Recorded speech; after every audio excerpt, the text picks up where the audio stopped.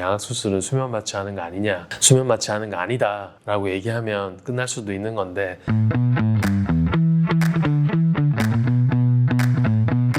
반갑습니다. 얼굴뼈 주민센터의 주민입니다. 저희 편집자님들께서 오늘 양악수술 수면 마취를 하는 거 아니에요? 라고 물어보셔가지고요. 안타까운 일이 아닐 수 없는데요. 편집자들이 이 정도면 주민 여러분들도 헷갈리시거나 모르실 수가 있겠다 해서 정리하는 마음으로 수면 마취와 전신 마취의 차이점에 대해서 말씀을 드려볼게요. 양악수술을 할 때는요, 기본적으로는 전신 마취를 하거든요. 전신 마취는 내 몸이 반응을 못하게 하는 거예요. 자극에 대해서. 예를 들어서 뭔가 전달이 왔어. 우리 옛날에 반사하는 놀이 있잖아. 그런 것처럼 내 몸이 반응을 해야 되는데 그 몸이 반응하지 못하는 단계로 만드는 것이 전신 마취예요. 통증이라든지 자극을 줬을 때 몸이 움직이거나 반응을 해야 되잖아요. 아야 또는 움찔하거나 그런 게 있어야 되는데 그러면 수술 못 하잖아. 그런 걸 없애주는 게 전신 마취고요. 반응도 반응인데 우리가 숨을 쉬면 내 마음대로 호흡이 되잖아. 자발 호흡이 되는데 자발 호흡을 아예 못하게 하는 거예요. 모든 반응이 없어지니까 호흡도 자기가 못하는 거지. 기계 호흡을 해야 되는 거고요. 첫 번째 질문, 수면 마취하고 전신 마취의 차이점으로 가야 돼요. 진정의 정도, 세데이션의 심도부터 설명을 하는 게 좋을 것 같은데, 일반 정상 상태가 있을 거고요. 여기에서 소주 한 두세 잔 반병 정도 먹으면 알딸딸하고 기분이 좋아지죠. 그 단계가 되면 얕은 진정 단계로 가는 겁니다. 얕은 진정 단계로 가면 의식은 있어요. 의식은 있는데 자극의 반응들이 둔해지죠. 그리고 숨도 자기가 쉴 수가 있어요. 이제 조금 더 깊게 딥세데이션이라고 하는데요. 깊은 진정 상태가 되면 숨을 쉬는 건지 안 쉬는 건지 모르겠어. 통증을 가해도 이거는 아픈 건지 안 아픈 건지 똑같은 통증을 가했는데 아무렇지도 않고, 약간 이런 거 술 좀 많이 취한 거죠. 소주 한두 병 정도 먹었을 때. 이게 딥세데이션이라고 해서 깊은 진정 상태가 되겠고, 깊은 진정 상태에서 조금 더 진정이 되면 자발 호흡이 안 돼요. 그다음에 통증 자극을 줬을 때도 반응이 없어요. 그럴 때는 뭐냐, 전신 마취의 단계라고 하거든. 이때는 자발 호흡이 안 되면 어떻게 해줘야 돼요? 인공호흡이라고 하잖아요. 누군가가 호흡을 해줘야 되는 거예요. 누군가가 사람이 계속 해줄 수는 없으니까 전신 마취 기계를 통해 가지고 기계 호흡을 해주는데요. 양악 수술을 하면 이론적으로는 깨어 있는 상태에서 국소 마취해서 수술을 해도 괜찮고, 수면 마취해서 알딸딸한 상태에서 양악 수술을 해도 괜찮아요. 그런데 통증이라든지 과한 자극들이 왔을 때 환자가 긴장을 하면 어떻게 되죠? 몸이 이렇게 움츠려들죠. 아 하라 했는데 아 안 하고, 고개 돌리라 했는데 안 돌리고, 몸이 굳는단 말이에요. 근육들이 이완이 안 돼 있고. 그래서 양악 수술을 편하게 하려면 모든 수술이 다 마찬가지예요. 우리는 양악 수술을 주로 하니까 양악 수술할 때 몸이 이완이 돼 있지 않으면 수술하는 게 엄청 불편해요. 입을 벌린다든지 고개를 돌린다든지 우리가 원하는 대로. 환자가 그렇게 해주지 않잖아요. 그래서 양악 수술을 할 때는 전신 마취를 하는데요. 전신 마취를 하면 자발 호흡이 없고 모든 근육들이 이완돼 있고 반응이 없지. 숨을 자기가 못 쉬니까 쉬게 해줘야 돼. 마취 통증의 약간 전문의가 감시하는 동안 우리는 수술을 하는 거죠. 그리고 난 다음에 안전하게 또 깨우고. 양악 수술할 때 수면 마취 하는 거 아니에요 하는데, 수면 마취라는 게 생각할 때는 얕은 심도의 진정인데, 일반 사람들이 생각하는 수면 마취라고 하면 우리가 생각하는 전신 마취하고 똑같은 말인 거예요. 그냥 아무것도 아닌 상태에서 자면서 수술하는 거 아니냐, 수면 마취로 양악 수술하는 거 아니에요 라는 질문은 아닐 거잖아. 완전히 자면서 내가 깊은 잠을 잘 때, 누가 흔들어도 모를 때 수술하는 거 아니냐라고 할 수 있잖아요. 그런 질문 하신 거 맞죠? 그죠? 수면 마취는 일반 사람들이 생각하는 수면하고 우리가 생각하는 수면하고는 다른 거지. 일반 사람들이 생각하는 수면 마취는 우리가 생각하는 전신 마취에 맞는 거고, 우리가 얘기하는 수면 마취는 통증을 주거나 흔들거나 했을 때 깰 수 있는 정도, 숨을 자기가 쉴 수 있는, 안전하게 위험하지 않게 자기가 편안하게 숨을 쉴 수 있는 심도로 마취된 거를 수면 마취라고 하는 거예요. 이해돼?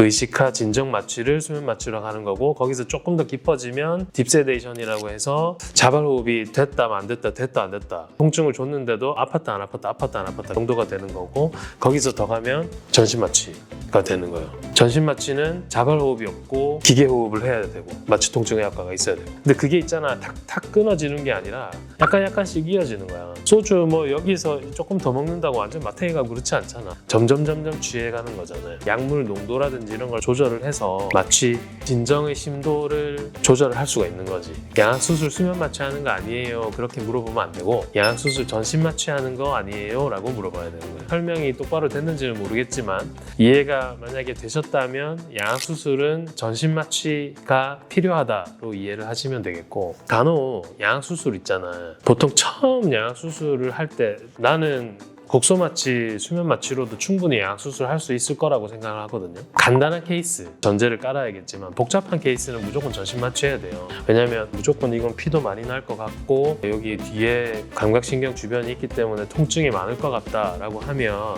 당연히 전신 마취를 해야 되는데, 양악수술 중에서도 아주 간단한 것들이 있어요. 톡 잘라서 바로 움직여서 고정하고 수술 중에 일어날 만한 이벤트들, 예기치 못한 일들이 생길 가능성이 거의 없다.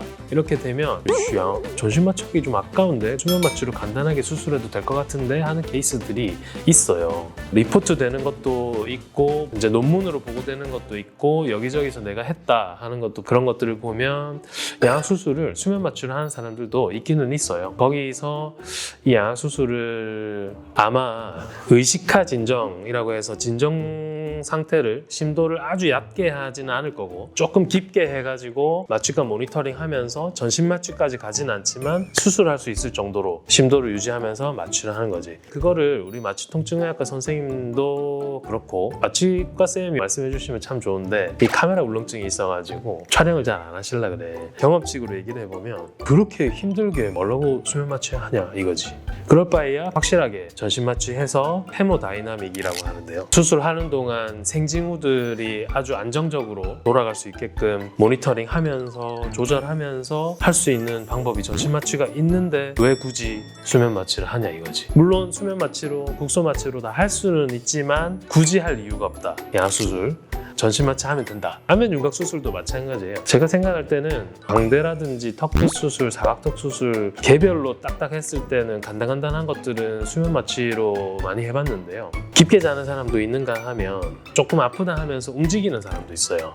근데 그런 일이 생기면 수술할 때 방해되잖아요. 그래서 안면 윤곽 수술도 익히 얘기하는 3종이라고 하는 수술을 전부 다 할 때는, 처음 수술할 때는 전신 마취하는 게 훨씬 좋겠다라는 게 제 생각이고, 만약에 양악수술이라든지 안면 윤곽 수술을 했어요. 수술한 지 얼마 안 됐어요. 근데 조금 다듬어야 돼요. 위치를 조금 옮기거나 다듬어야 되는 상황이 종종 생기는데요. 그럴 때는 굳이 전신 마취까지 필요 없이 목적이 분명하고 수술할 때 접근하는데 문제가 없고 수술하는 동안에도 특별한 일이 생길 게 없고 수술 시간도 아주 짧고 간단하다, 그렇다라고 한다면 수면 마취해도 충분하지 않나. 그러면 국소 마취하고 수면 마취하고 차이는 뭔가?